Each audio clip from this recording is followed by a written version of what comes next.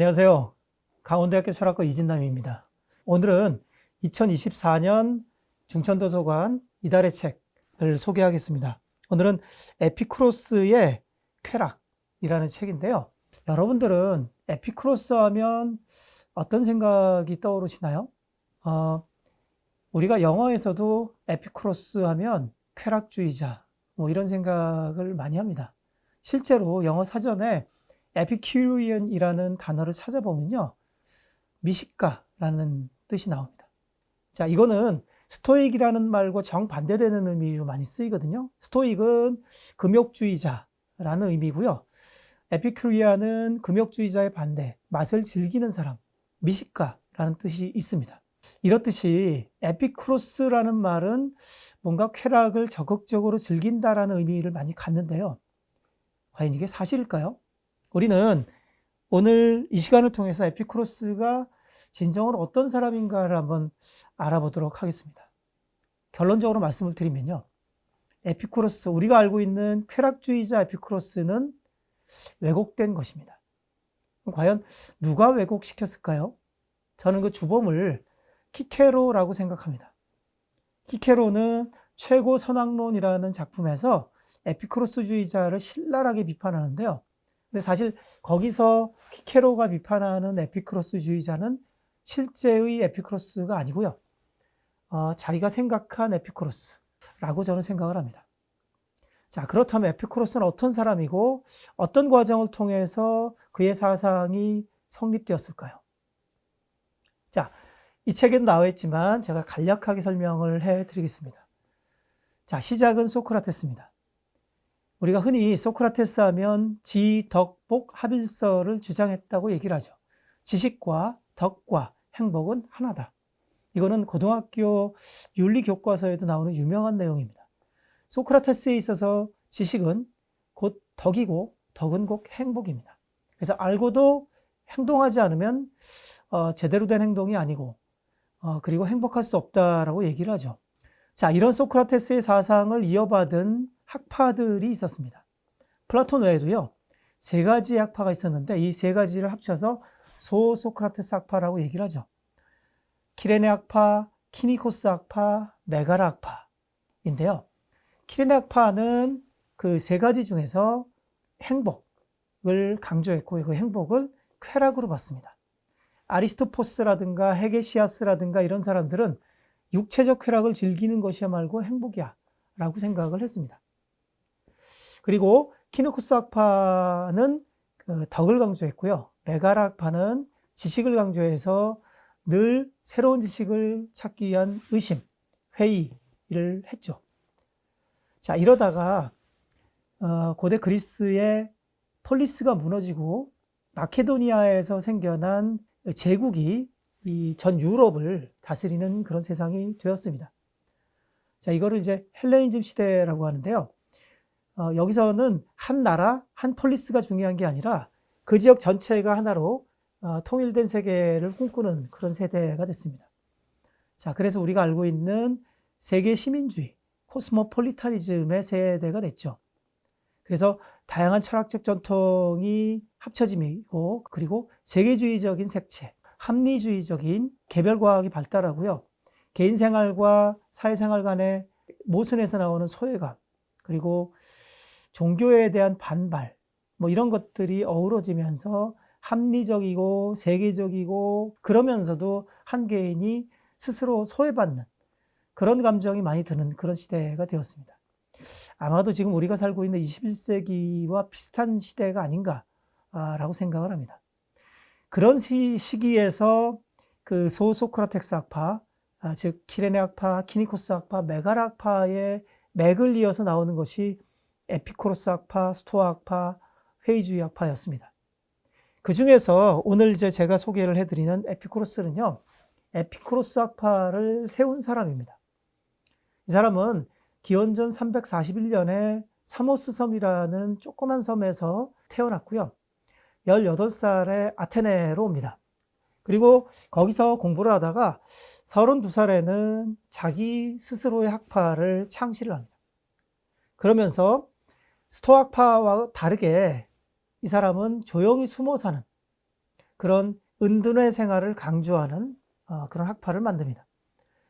에피쿠로스가 내세웠던 모토는 라떼 비오사스, 숨어 살아라 라는 말이었습니다. 우리가 아리스토텔레스 행복을 보통 이제 이성적이고 감정적이고 욕구적인 탁월함을 모두 갖춘 자족의 상태라고 본다면요, 에피쿠로스의 행복은 쾌락, 즉 즐거움입니다. 여기서 쾌락은요, 좀 번역의 문제가 있는데 우리말로 쾌락 그러면 뭔가 육체적이고 순간적이고 찰나적인 짜릿한 것을 많이 생각을 합니다. 하지만 에피쿠로스가 생각했던 해도네는 즐거움 정도로 생각을 하면 좋을 것 같아요. 그래서 그 육체적인 즐거움보다는 정신적인 즐거움을 좀 더 강조했던 게 아닌가, 뭐 이런 생각을 합니다. 자, 에피쿠로스는 쾌락이 행복한 삶의 시작이자 끝이다 라고 얘기합니다. 탁월함은 본성적으로 즐거운 삶과 긴밀하게 연결돼서 성장하고 즐거운 삶으로부터 뗄래야 뗄 수 없다 라는 얘기를 하죠. 자, 에피쿠로스는 탁월함 중에서도 특히 실천적 지혜를 강조했는데요, 그 실천적 지혜가 탁월함의 시작이자 끝이다, 그리고 가장 가치 있는 것이다 라고 얘기합니다. 이런 점에서 에피쿠로스는 덕윤리학자고 덕을 강조한 사람입니다. 우리가 흔히 에피쿠로스를 공리주의의 시조라고 많이 얘기를 하는데요, 이거는 그럴 만한 이유가 있습니다. 공리주의를 창시한 제러미 벤담이라든가 아니면 존 스튜어트 밀도 자기가 보고 배운 사람을 주로 에피쿠로스라고 얘기를 했거든요. 자기들은 에피쿠로스를 따라서 공리주의를 주창을 했다라고 얘기를 했죠. 하지만 에피쿠로스가 과연 공리주의자였을까요? 제가 볼 땐 전혀 아닙니다. 에피쿠로스가 얘기했던 쾌락, 즉 헤도네는 공리주의자가 얘기했던 pleasure, 즐거움과는 상당히 다릅니다. 왜냐하면 공리주의에서는 중요한 것을 그 행위에 보거든요. 그래서 행위, 즉 어떤 행동이 좋은 결과를 낼 것인가를 도덕의 척도로 생각을 합니다. 하지만 에피쿠로스는 좋은 행동이 아니라 어떻게 해야지 훌륭한 사람이 될 것인가에 초점을 맞춰 놓고 즐거움을 따집니다. 자, 이런 점에서는 에피쿠로스의 철학은 인간 중심의 윤리였다라고 생각을 할 수 있습니다. 즉, 윤리적 판단의 기준이 주체, 외부에 객관적으로 존재하는 것이 아니라 그 사람, 행동하는 그 사람 자체가 중요하고요. 그 사람이 어떤 사람이 될 것인가가 윤리적 판단의 기준이 된다는 것입니다. 그것이 바로 이 에피쿠로스 철학의 핵심이고요. 따라서 실천적 지혜를 가지고 구체적인 순간에서 어떻게 해야지 훌륭한 사람이 될 것인가를 따지는 것이 에피쿠로스 철학의 핵심입니다. 그래서 에피쿠로스는 모든 선택과 깊이의 동기를 발견하고 공허한 추측을 제거하면서 멀쩡한 정신으로, 즉 실천적 지혜를 가지고 계산하는 것, 네펀 로기스모스라고 합니다. 자, 그것이 중요하다고 얘기를 했습니다. 그래서 에피쿠로스를 공리주의와 엮어서 생각하는 오랜 철학사의 전통에 대해서 저는 문제가 있다라고 생각을 합니다. 그래서 이 철저한 쾌락주의자는 그 해도네를 쾌락이 아니라 즐거움으로 번역을 해야 되고요. 그리고 이 즐거움은 그 자체로 좋고 따라서 추구해야 되는 것이고, 그 반대로 고통은 그 회피를 해야 되는 것이다 라고 생각을 할 수 있습니다. 자, 중요한 것은 내가 멀쩡한 정신을 가지고 구체적인 순간에서 어떠한 것이 진정한 즐거움이고 어떠한 것이 고통인지를 분간할 수 있는 정신적인 능력이 필요하다는 겁니다. 자, 그 점을 우리가 염두에 두면서 즐거움이란 무엇인가를 생각할 필요가 있습니다. 자, 여기서 우리가 알고 있는 것과 좀 상당히 다른 얘기를 좀 해드려야 될 것 같은데요. 에피쿠로스가 얘기했던 즐거움은 고통으로부터의 해방을 이야기합니다. 즉, 고통만 없으면 즐거움이다 라고 생각할 수 있습니다. 우리는 상식적으로 즐거움과 고통, 그리고 즐거움도 고통도 아닌 중립적인 상태가 있다고 생각을 하죠. 자, 이것이 바로 키케로가 에피쿠로스를 비판할 때 생각했던 그런 삼분법적인 구도입니다. 그런데 에피쿠로스는 그렇게 생각하지 않았습니다. 자, 전체 집합 중에서 고통이 있어요. 그 고통만 없으면 나머지 여집합은 전부 다 즐거움이다. 이렇게 얘기를 합니다. 그래서 행복은 의존적이지 않는 습성을 지닌 인간이 욕망이 가지는 한계를 깨닫고 불안으로부터 자유로운 경지라고 정의를 내립니다. 자, 여기서 중요한 거는요, 의존적이지 않은 습성을 가진 인간. 그건 뭐냐면요, 우리가 어떤 즐거움에 푹 빠져서 그 즐거움에 탐닉하다 보면은 그 즐거움에 의존을 하게 되는 그런 문제가 생긴다는 것입니다. 이것으로부터 자유로운 사람이 중요하다는 얘기죠. 자, 그래서 에피쿠로스는 어떻게 하면 우리가 마약이라든가 술이나 담배와 같은 중독성이 있는 즐거움으로부터 자유로워질까라는 것들을 연구했습니다. 그리고 욕망이 가지는 한계를 깨달았습니다. 욕망은 추구하면 추구할수록 욕망은 점점점 커지고 그리고 점점점 많은 것을 요구합니다. 자, 그런 욕망의 성질들을 깨닫고 욕망이 갖고 있는 한계를 극복하기 위해서 노력했던 사람이 에피쿠로스입니다. 그래서 불안으로부터 자유로운 경지. 불안이 고통 중에서 가장 심각한 고통이라고 에피쿠로스는 생각을 했습니다. 자, 에피쿠로스는 그 두 가지의 즐거움을 얘기를 합니다. 자, 첫 번째는 아포니아입니다. 보너스가 없는 상태. 힘든 일이 없는 상태, 즉 육체적인 즐거움을 이야기합니다. 근데 이것보다 더 중요한 것이 아타락시아, 타락토스, 즉 불안이 없는 상태, 마음의 흔들림이 없는 상태. 자, 이것이 정신적인 즐거움입니다. 자, 우리가 이야기는 아타락시아는요, 에피쿠로스가 얘기하는 아타락시아는 이 스토아 철학자가 얘기하는 아파테이아하고 사실상 말만 다르지 내용은 거의 비슷합니다. 그래서 이 아타락시아는 우리가 필요한 것이나 소유에 대한 욕망이라든가 아니면 지독한 욕망의 어떤 괴로움이나 이런 것들로부터 자유로운 상태. 그래서 주권의식을 갖고 자적적이고 그리고 자기가 가진 것에 대해서 만족할 줄 아는 그런 상태를 말합니다. 그래서 에피쿠로스가 얘기하는 자족의 상태는요, 아우타르케이아라고 하는데 그것이 가장 큰 선이고 그리고 그 자족의 결과는 자유입니다. 에피쿠로스는 인식론, 자연학, 그리고 윤리학 이 세 가지를 가지고 철학을 구성을 했는데요. 여기서 자연학과 인식론은 결국은 이제 그 윤리학을 구성하는 기초적인 그 자료가 됩니다. 그래서 결국은 그 에피쿠로스는 그 쾌락을 물리적으로 그리고 생리적으로 정상적인 상태로 보고요. 그리고 그 정의는 서로 다른 것의 존재를 침범하지 않는 것이라고 봅니다. 서로가 각자의 몫을 각자가 가지고 있는 것을 정의로 보는 서양의 오래된 전통을 따르면서 에피쿠로스는 그렇게 해서 각자가 제 몫을 가지고 안정된 상태, 평안한 상태, 그런 상태를 이 즐거움의 상태, 정의의 상태, 행복의 상태라고 봅니다. 자, 우리가 에피쿠로스는 이제 이 쾌락을 동적인 쾌락과 정적인 쾌락으로 나누는데요. 헤도네 키네티케, 그 동적인 쾌락은요, 적극적으로 쾌락을, 즐거움을 추구하는 데서 나오는 쾌락을 말합니다.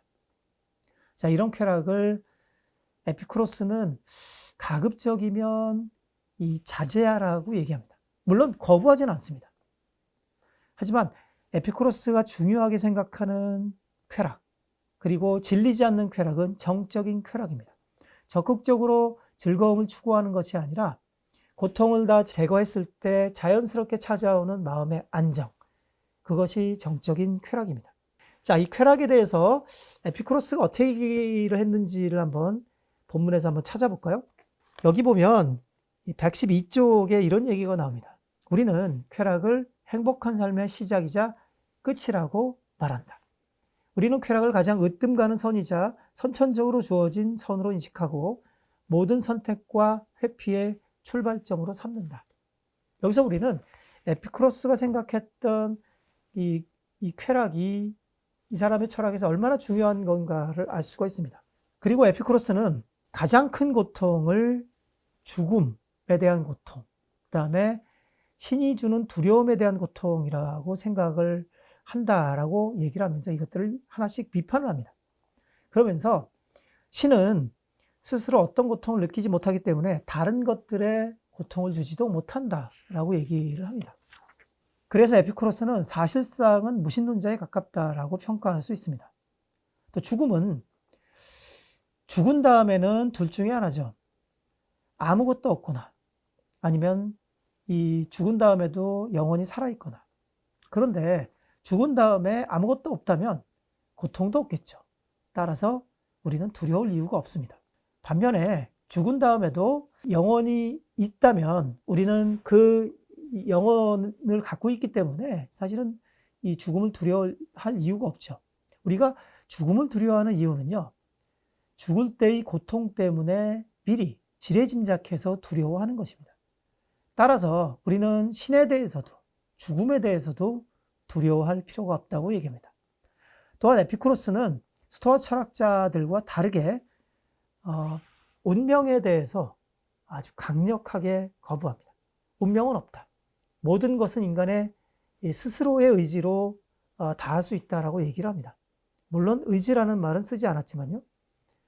자, 그리고 아까도 얘기했듯이 에피쿠로스는 키케로의 생각과 많이 다릅니다. 키케로는 에피쿠로스의 이분법과 다르게 즐거움과 고통, 그리고 그것도 아닌 상태, 중립적인 상태를 이야기했죠.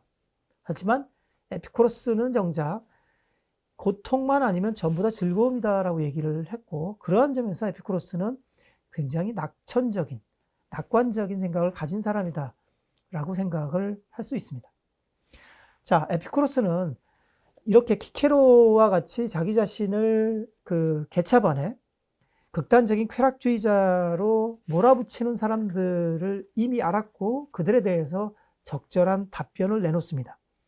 114쪽에 이런 얘기를 하죠. 쾌락이 우리의 목표이자 목적이라고 말할 때 우리를 제대로 알지 못하거나 우리의 생각이 동의하지 않거나 악의적으로 해석하는 자들이 떠올리는 것과는 달리 방탕한 자들이 추구하는 쾌락이나 어떤 것을 즐길 때 생기는 쾌락을 의미하지 않고 몸에 고통이 없고 마음에 고통이 없는 것을 의미한다. 이 쾌락의 삶을 만드는 것은 끊임없이 술 마시고 홍청거리는 것도 아니고 동성애나 이성애를 통해 애욕을 즐기는 것도 아니고, 자, 이런 식으로 이야기를 합니다. 자, 그래서 에피쿠로스는 이미 자기 자신과 자기 학파의 사람들을 이렇게 쾌락이나 즐기는 수준 낮은 사람으로 매도하는 것을 이미 알았고 거기에 대해서 끊임없이 경계를 하면서 비판을 했습니다. 그럼에도 2000년 동안, 아니 그 이상 동안 많은 사람들은 에피쿠로스를 오해해 왔습니다. 자, 이 책을 통해서 우리는 에피쿠로스의 진정한 면모를 볼 수가 있죠. 자, 에피쿠로스는 욕망을 두 가지로 나눕니다. 에피티미아, 욕망은요, 자연적 욕망과 공허한 욕망 둘로 나눕니다. 자연적인 욕망은요, 본성적으로 인간이라면 당연히 추구해야 되는 욕망들입니다. 자, 이것들은 당연히 추구해야 되죠. 그 중에서도 필연적인 욕망과 필연적이지 않은 욕망이 있어요. 자, 필연적인 욕망은요, 배고픔이나 졸림이나 이런 것처럼 인간이라면 본성적으로 충족해야 되고 그리고 소박하게 그것을 충족하는 것입니다. 이것들은 행복을 위해서, 몸의 휴식을 위해서, 생존 자체를 위해서 필요한 것이니만큼 당연히 채워야죠. 하지만 자연적 욕망 중에서도 필연적이지 않는 욕망이 있어요. 배고픈데 그냥 배만 채우지 않고 굳이 가서 자, 수십만 원짜리 비싼 음식을 먹는 것, 이것은 필연적이지 않은 욕망입니다. 이 필연적이지 않은 욕망은 어떤 우연한 기회에 의해서 채워질 기회가 있으면 거부하지는 않지만 거기에 탐닉하거나 의존해서는 안 된다고 얘기합니다. 자, 마지막으로 공허한 욕망, 이것은 인간으로서 본성적으로 꼭 필요한 욕망도 아닙니다. 이런 욕망은 추구할 이유가 없습니다. 단호하게 거부해야 되죠. 이런 욕망들이 무엇이 있을까요? 명예, 권력, 또는 돈, 이런 것들은 공허한 욕망에 속합니다. 이런 욕망들은요, 우리를 끊임없이 더 많은 욕망으로 빠지게 만듭니다. 그래서 우리는 그런 얘기를 많이 하죠. 30평짜리 아파트에 살다가 자, 25평짜리 아파트로 이사를 가면 견디지 못해 합니다. 자, 이렇게 우리는 기대 수준이 있죠. 우리나라의 축구가 다른 나라하고 이제 싸웠을 때 당연히 이겨야 된다. 자, FIFA의 랭킹으로 우리는 당연히 이겨야 될 팀이 있는데 그 팀을 이기지 못할 때, 우리의 기대 수준을 채우지 못할 때 우리는 힘들어집니다. 이렇게 우리의 기대 수준, 욕망의 수준은 끊임없이 커집니다. 욕망 자체가 문제가 아니라 욕망이 커지는 게 문제라고 에피쿠로스는 이야기했죠. 오늘 소개해드린 에피쿠로스의 쾌락. 자, 이 책은요, 사실은 1998년에 또 다른 번역이 나와 있었습니다. 쾌락이라는 이름으로 이미 그리스 원전에서 번역된 것이 있었습니다. 그런데 이 책은 그 책에서 번역한 에피쿠로스의 단편들을 전부 번역을 했고요. 거기다가 두 편을 더 집어넣었죠. 하나는 현자론, 또 하나는 에피쿠로스 저작들의 단편. 전부 8개의 챕터로 나눠지는데 그 중에서 제4장과 제8장은 이번에 새로 추가로 들어간 챕터들입니다. 그리고 번역도 깔끔하고요. 문장도 상당히 매끄러워서 우리가 에피쿠로스의 철학을 이해하는데 전혀 문제가 없다고 생각합니다. 에피쿠로스가 남긴 책은 없습니다. 이 사람이 한 얘기들을 제자들이나 아니면 후대의 학자들이 모아서 엮어놓은 책들이 오늘 제가 여러분들에게 추천해드린 이 책입니다. 자, 이 책은요, 한꺼번에 볼 필요도 없고요. 한 챕터 또는 한 페이지 아니면 한 단락 정도씩 조금씩 읽어도 상관이 없습니다. 자, 이렇게 에피쿠로스의 생각을 조금씩 읽어가면서 진정으로 즐거운 것이 무엇이고 진정으로 행복한 삶을 살기 위해선 우리가 우리의 즐거움, 욕망에 대해서 어떻게 잘못 알고 있는가에 대해서 깨닫는 기회가 되기를 바랍니다. 고맙습니다.